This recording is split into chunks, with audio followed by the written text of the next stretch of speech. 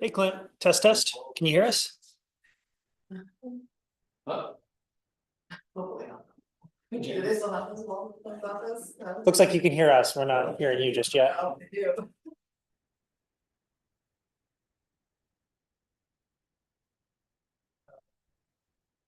See, Clint, it looks like you're on mute on your side.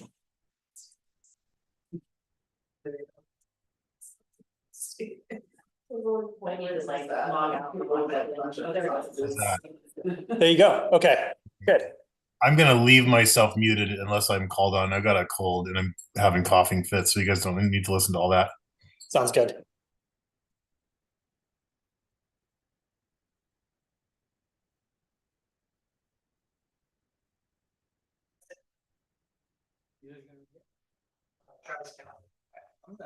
And just so I'm not so far away.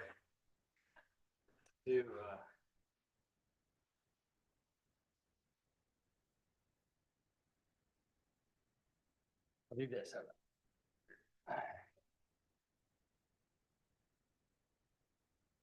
So next came to call the game is senior right now and on the order take time. All right. The time is, oh, are we ready? Okay. The time is now 5:30, so I'll call to order this Urban Renewal Advisory Committee meeting on January 16th. The first thing that we have on the list today is that Will is going to give a lovely presentation to thank our now former chair, Jack, for his service on the committee for the past 12 years. Yeah, thank you. Again, thank you for coming and also for all your years of service, Jack. As was noted, 12 years and the only chairperson that we've ever had for the Urban Renewal Advisory Committee. I was looking that he was I must have missed a meeting. That's I feel bad for Clint not being here, that somebody's getting voted in. So We have an obvious victim. So elected chair on September 20th, 2012, and has been the chair ever since. Has did the math, has chaired approximately 75 meetings over that time. And Jack, during your time as the UREC chair, the agency, most notably oversaw the 6-year planning and engagement process that resulted in the Heights Streetscape Plan. But we also completed the State Street Improvement Project, added diagonal parking and other roadway improvements on Portway, acquired the Nichols Nichols Basin Natural Area as part of the Hampton development deal. Finished odor control improvements to the wastewater treatment plant that really allowed the entire waterfront to develop as it has today. And then obviously, just most recently, the creation of the brand new West Side Urban Renewal District, which really starts a new chapter in the Urban Renewal Agency. I just also personally wanted to note, during at the beginning of the Heights Streetscape Plan, when we were having some trouble with consultants and we had to switch horses kind of mid-race, came to Jack's place of business and had a kind of a one-on-one consultation with them and really appreciated the support and kind of helping navigate through that kind of dicey water at the very beginning of that project. And I think we made the right choice and kind of led us to where we are today. So with that,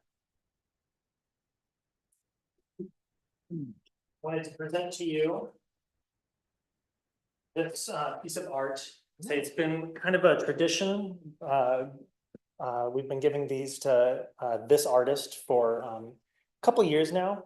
We kind of have 2 tiers. We have the mug tier, which we use mostly, but the bowl tier has been kind of reserved for city councilors. Oh. But I feel that 12 years and being our first and only chair of URAC, you're definitely on bowl level. Oh my goodness, thank you. Thank you.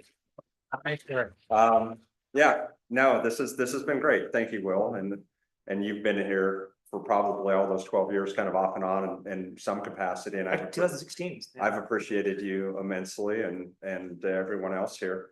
And I don't want you to be disheartened or discouraged. Whoever's going to be the subsequent chair probably doesn't have to do it for 12 years, but you can.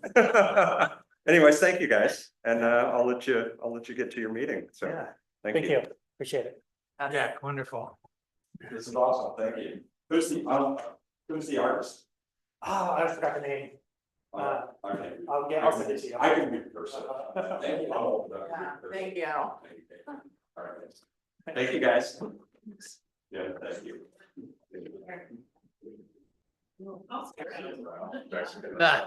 Yeah. That is too, if you want. Yeah. You can still come. It's awesome, thank you. Well, you're, wow. I'm thinking it like 10.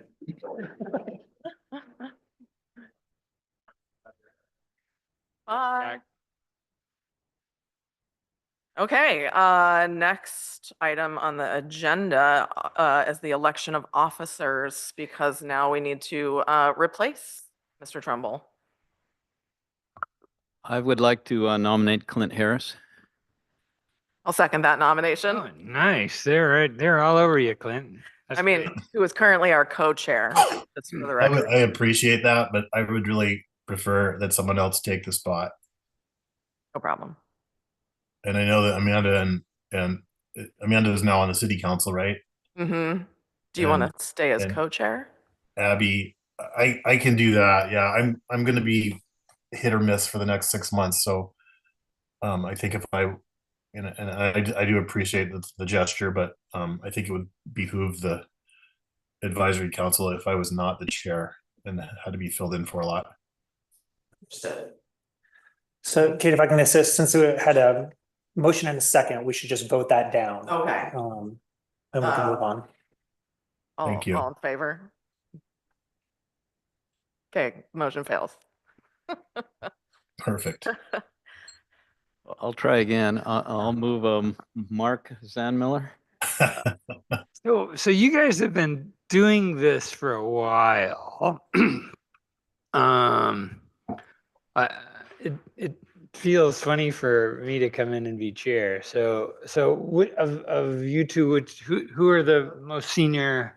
I'm gonna say I could probably make this easy and volunteer to do it. If someone would like to be co-chair. Didn't Clint say he would be co-chair? It was, you were iffy on the co-chair, I think. I will do that. Can you guys hear me? I'm Yes. unmuted. Yeah, I that's my preference. I'd like to continue to serve as best I can, but like I said, I'm going to be here and gone a lot over the next 6 months in the busy time of the summer. So, I could be co-chair if that's Understood. acceptable. Do you want to do the motion or do you want me to do it? Well, since my other two went down in flames. So I'll move Kate Hoffman as our new chair. I'll second that. I don't think I get to vote, I just accept, right? See? Motion passes. We're doing it. Yes. Yeah. Yeah, oh, okay. All in favor? Aye, yes. I Okay, motion passes. I promise I will get better at this with practice. And then I'll move Clint Harris as vice chair. I'll second that. I will also second that. Motion passes. Okay. All right, so we've done that. I felt like that was the hard part. Next, we have business from the audience, which I don't believe there is any. Nope.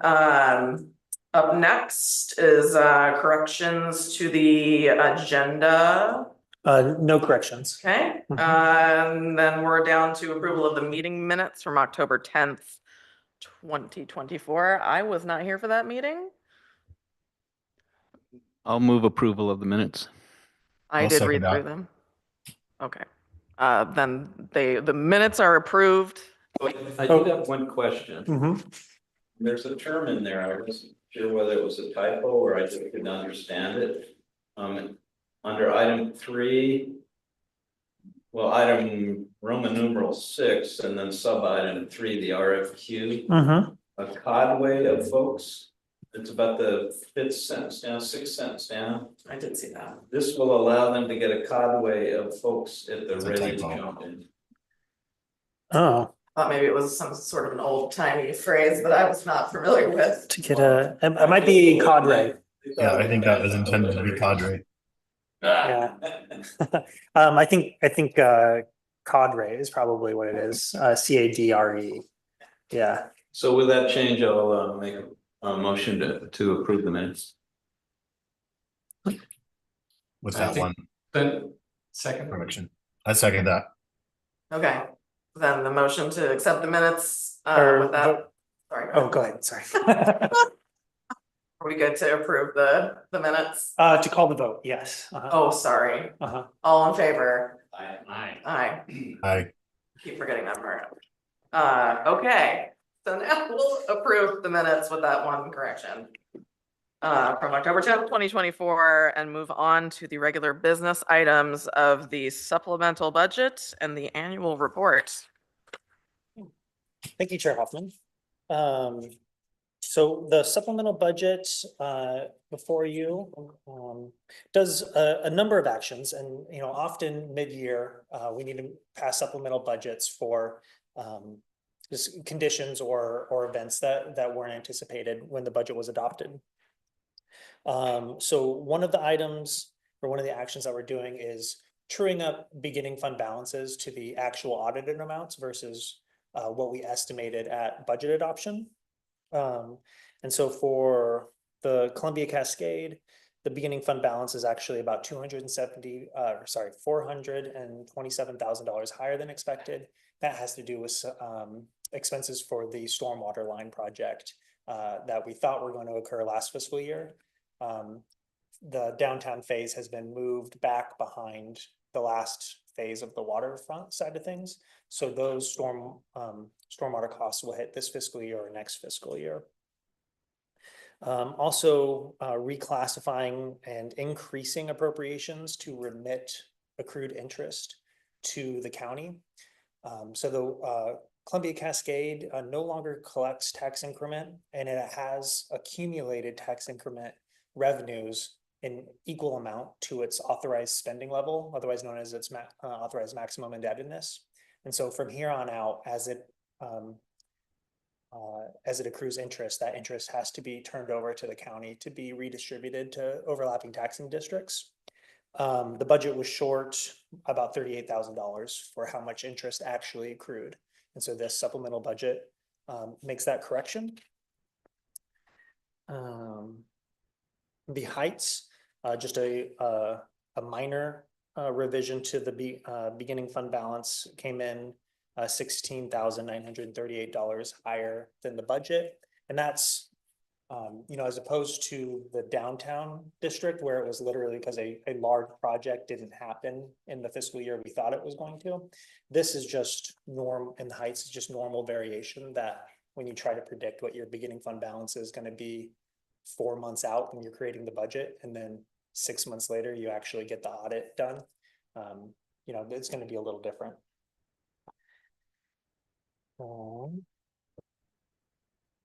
And then on the west side, we have recognition of tax increment revenue of $85,000 over what we budgeted for. And that is my mistake.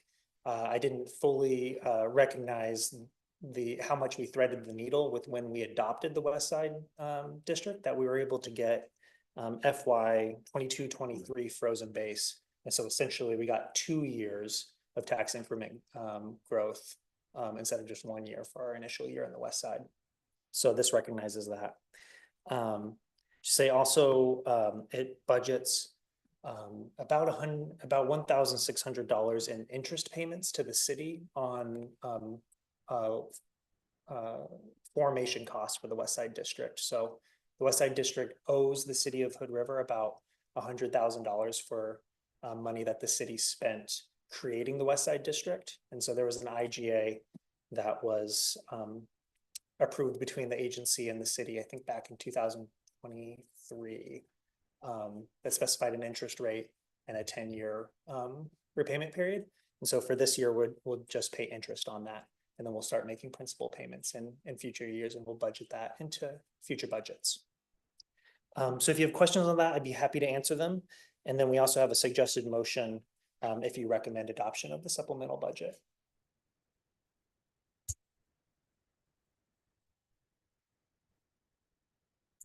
Yes, please. Chair Gates. I see the 38K in reclassification, but on the resolution, I don't see 38 anywhere. Would it not be in there? Yes, that's where, do you see, on the resolution, you have a reduction of 165,000 in transfers. And then an increase in 203,000 in operations, and the 38 is in the net of that. Got it. Because we're also reclassifying. We had it as a budgeted as a transfer out, but through talking with auditors and people who have, CPA licenses, they said it was more appropriate to budget it as a special payment rather than a transfer out. And then this is a final cleanup of 23-24. Is that right?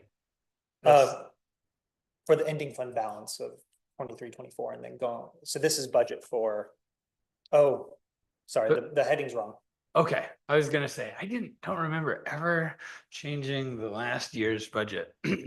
So, Thank you for catching that. I'll make that change. okay. That makes more sense too. Good.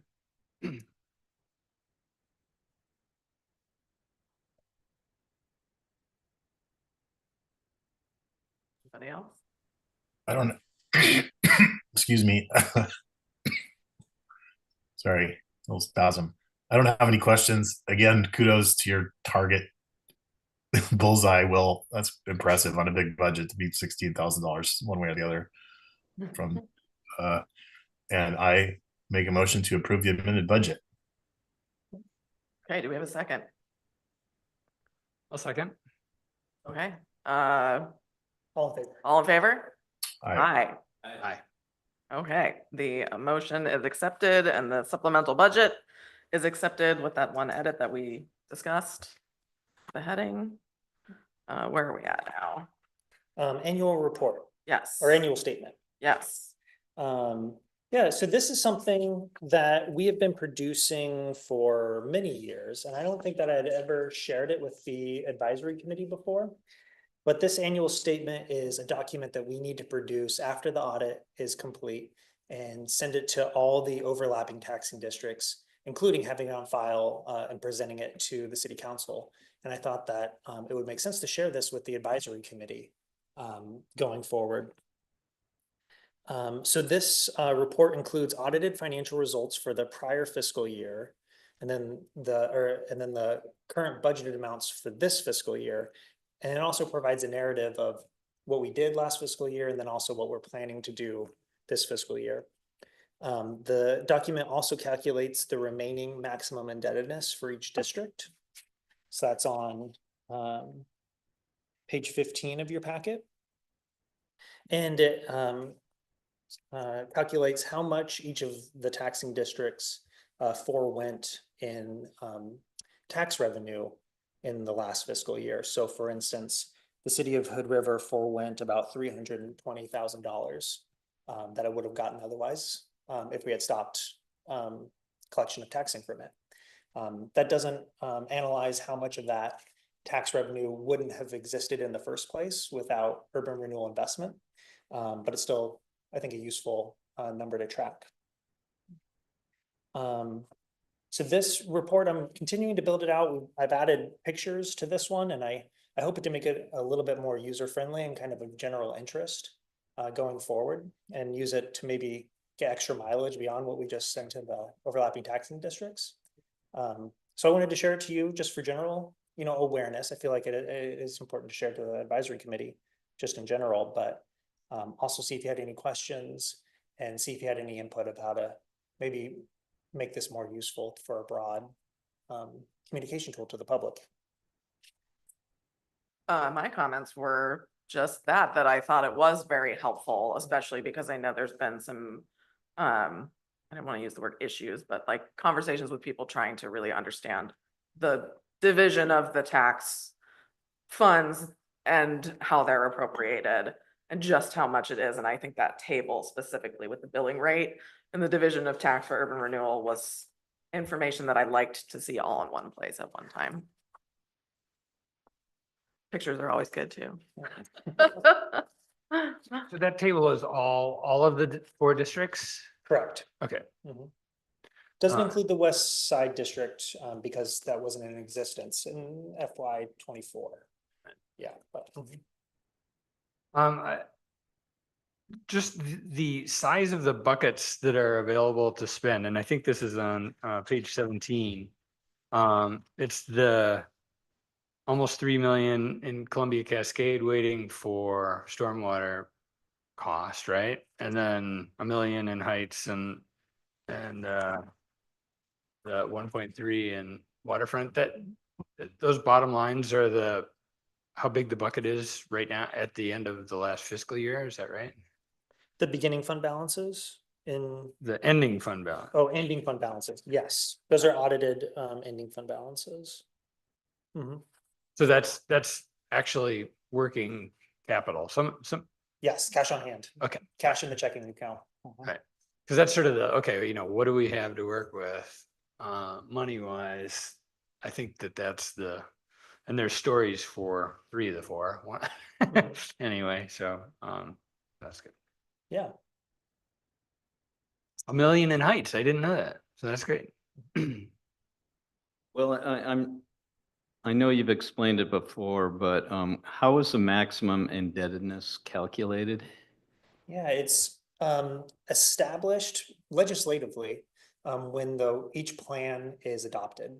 And it is based on a set of financial assumptions, on inflation and borrowing costs and construction costs, what it will take to build a defined set of projects over the life of the district, and then all brought in to today.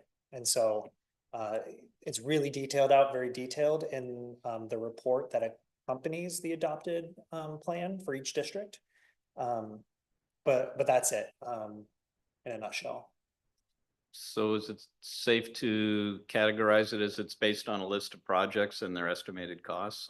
Yes, Okay. yeah, yes, in today's, no, yeah, adjusted, I mean, yes, and with some assumptions for inflation. Mhm. I had a question on. Find it here. Second. Under budgeted activities for the Columbia Cascade Plan, it says,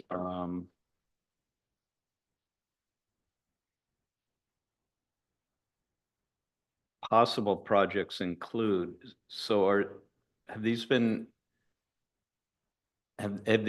established as projects or just potential or? Correct, yes, this is kind of the working list of things that have been rattling around for years. That I would then, when I start to do public outreach to prioritize, and say, here's an existing list that has been talked about in the past. These are within, these are eligible expenses within the plan. And obviously then also open it up for any new ideas as well. And I believe it's in the staff memo that any of these projects would go through a very active public process for input and review, and Correct, there's a yeah. parking structure on there that one kind of caught my eye. We've been talking about that forever.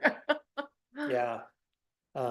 Yes, that's been in the plan since the 1980s, I think, to do a parking structure. There's not enough money for a parking structure anymore, but we could maybe put a plan together if we still wanted to. Will, do we have an idea when the expenses for the stormwater for downtown is gonna be known enough for us to start this discussion? Yeah, maybe this fiscal year, maybe next fiscal year, be sometime around summer or fall, I believe, but very much subject to change as this whole project has been, over time. Right. But my feeling is once we get bid responses back, that's maybe enough surety for us to start moving forward with allocating remaining funds.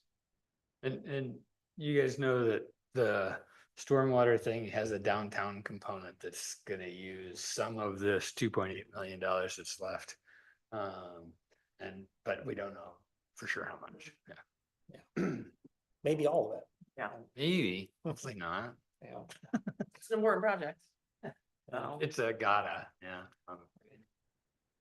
Well, I'd just like to finish my comments. I echo the chair's comments. I thought it was a well-written memo. This is very technical, dry information, and it seems to be user-friendly and understandable, and pictures are great. And so, and the tables are nice too. So thank you. Great, thank you very much. Hey, I'll move forward with sending this over to the overlapping districts. Great, thank you. Are we ready to move on to the administrator update? Yeah, Okay. this is just me talking, no, nothing in your packet. So just want to let you know that the middle housing construction incentive is live. It is on the West Side District webpage right now, the full application materials. Excited to do a soft launch on that right now. While I continue to work on getting the professional services RFQ evaluated and awarded and contract signed. And then I think I may be able to use the help of some of these firms that we end up hiring to help me do kind of a more deliberate and better kind of advertising of it all. But it's very much approved, available, and on the website if any builders out there wanted to take advantage of the construction incentive. Not to interrupt, but will you be giving us updates as that goes on with how many people might be interested? Will you let us know if someone's interested? Oh, absolutely. I'm gonna be throwing a party when I Okay, get the great, first because one. I'd love to know Uh-huh. as soon as possible.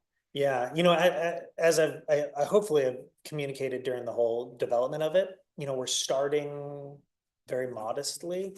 And with my at least understanding that it may not be enough money to actually change people's behavior, but it is a mechanism that if needed, we can make it incrementally more valuable until we then kind of are confident we're actually providing the minimum viable incentive necessary to get smaller houses rather than bigger houses. So even if nobody does take advantage of it, I feel like that's then a market signal. Yeah. Maybe not a very satisfying one, but yeah. Right. And then, yeah, so an update on the professional services RFQ, that is the broad on-call set of contracts that ranges from professional services doing with grant administration to civil engineering, all the way to materials testing and geotechnics. We got 37 responses to that, and we just finished the last and 27th interview today.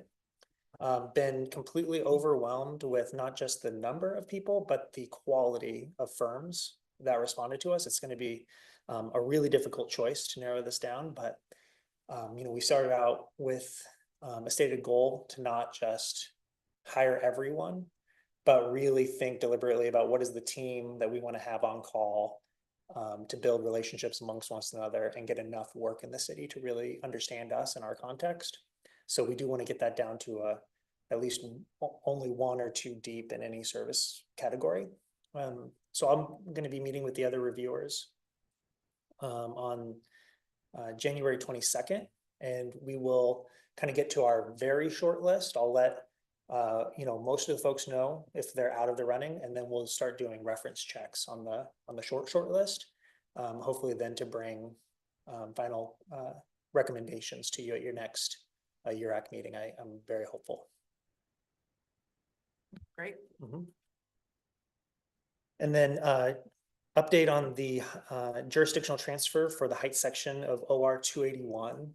There is a now placeholder House bill, House Bill 2161, that encompasses both our requested transfer and Tigard. Tigard's wanting to transfer Hull Boulevard, and they were the other jurisdictional transfer that was reviewed by the legislature's transfer advisory committee and was also recommended along with us. Right now, there is no money attached to that bill, so it's just kind of like an open vessel.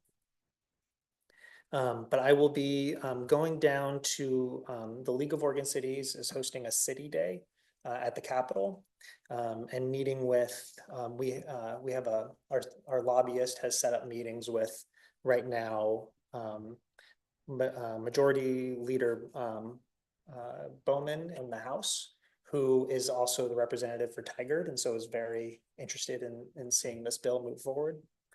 And also Senator Gorsuch, who is a co-chair on the Joint Transportation Committee, and so will play a big role in any transportation bill that comes to fruition. And we're still setting up some more meetings as well. Great.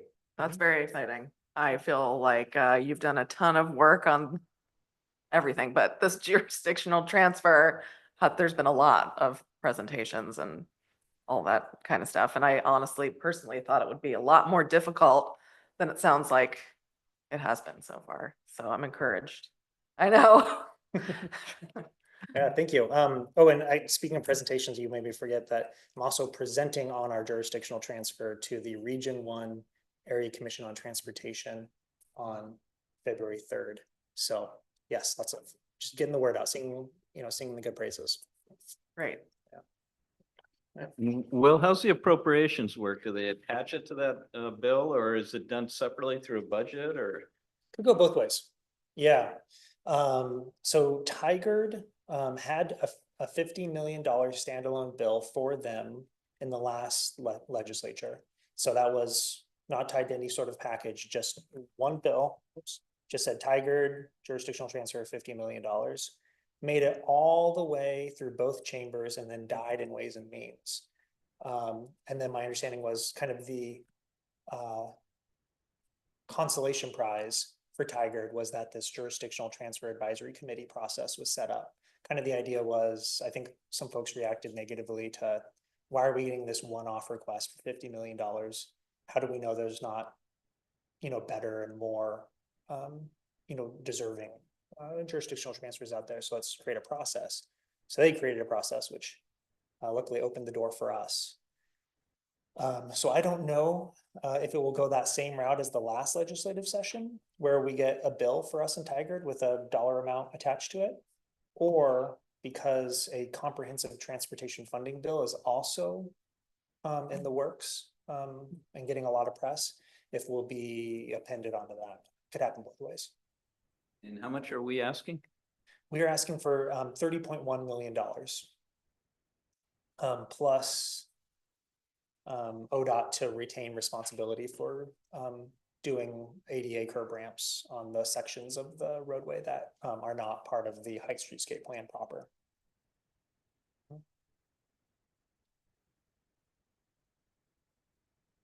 Clint, do you have anything that you, any comments? Sorry, I just, again, thank you, Will. It's just really impressive to watch a guy use his tools well. You are a champion. Thanks. Question. We got a thing in the mail from ODOT at home showing 281 future work. That's the everything but that district? What was that? I would like to see that. Okay, hopefully it didn't go out in the recycling. I don't know. If it's any work that's done within the Heights area, it should only be signage. I do know that it's been long in play to there's a bucket of money for upgraded signage for the entire Region 1, and like we are on the schedule to get our signage upgraded. But talking to the area east manager, he said all that is signage that could be recycled and reused after our project. Got it. Because my peek at it indicated that it was similar to the US 30 thing showing intersections that would be improved. So I guess I should have looked at it. I think it was mostly signage. I also like got halfway into it and then didn't have time to look at the rest of it and figured, I don't know where it is, but yeah. Might include the elevated sidewalk, which we do still want to continue on. Yeah. Which is right outside of the district. Yeah, but I would love to see that. I've read Oregon's surface transportation improvement plan, and there's nothing big, unfortunately, planned for the area. Okay. Yeah. Thank you, Will. Mhm. Any other items from committee members that you'd like to bring up this evening? there was an article in the Oregonian about the troubles that ODOT is in last week, I think. I can try to find that link as well. But it was like, oh, we know this story. So we're not alone. I guess that's both the good and the bad. What was the summary? No money. The usual. With respect to the, how much of a source of these big capital projects are they going to be able to be? Mhm. Well, let's hope for the best. Well, what's the status on our 2 vacant positions? Yeah, those are still advertised on the website, and I'm going to connect with Jen to think about maybe some alternative ways we could advertise that. We've done email listserv, the newspaper, and our website. And so actually, it's a good question maybe for the committee if you have any, if you can help get the word out, or have any ideas for other ways we can advertise. We're going to do another push. I will put my 2 cents in there. I reached out individually to 2 people who I thought would be excellent candidates. And while they both declined for different reasons, that I think that's a really effective way.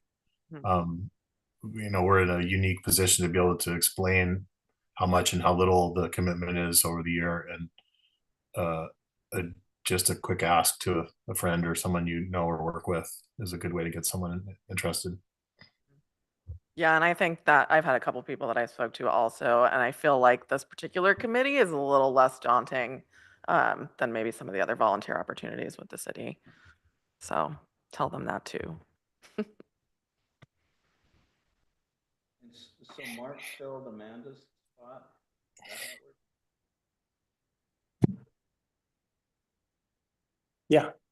that how it works? Yeah. Yes, I'm saying, so Jack and Amanda's seats were the ones that were up, and so they're the ones that have a full term left. So I think that's where we should slot Mark in, is one that has a full term left, and then so now the 2 vacancies are one that has a full term and one that is finishing up Abby's term because she resigned. And Amanda, because she got elected to the council, that created the vacancy. No, her seat was just up, Oh, and she happened to also get elected. Oh. Yeah, so if you're trying to get people to apply, you can tell them it's a stepping stone to power. Also, the way the terms are 2 year terms. Correct. Yeah. so there wasn't a pool of candidates for Amanda's spot that we could just use already, or? So we had Mark applied, Kurt Ivy applied. I believe he was also a city council candidate. He decided to withdraw his application because his background is in social work, and he thought that his volunteer time was better focused in something volunteer social work oriented. And Tina McNurphy also applied, but then chose to instead be appointed to the planning commission. So we actually at one point did have enough applicants for vacancies. But yes, we just had some folks drop out. Just curious. Yeah. Well, we'll find them. Yeah.